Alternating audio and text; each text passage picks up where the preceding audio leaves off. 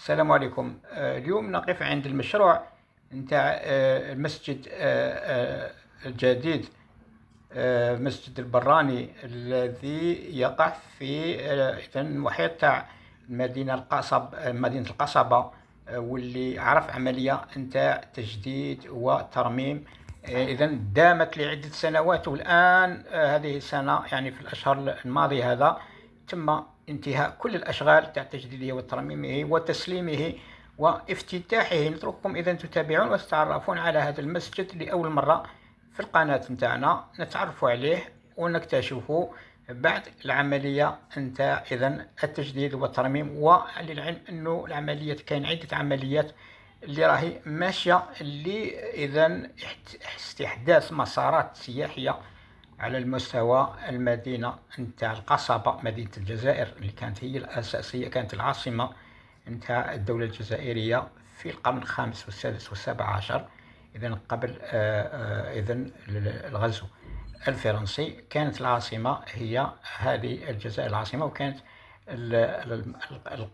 القصر إذا الرئاسي كان على مستوى ما يسمى بالقلعة، قلعة الجزائر العاصمة، واللي فيها عدة إذن ملحقات، دار البارود ودار السلطان وكذلك المسجد هذا. نترككم تتابعون إذن هذه الصور رائعة من مسجد هذا البراني، ما يسمى بمسجد البراني على مستوى إذن القصبة العليا. نترككم تتابعون. السلام عليكم.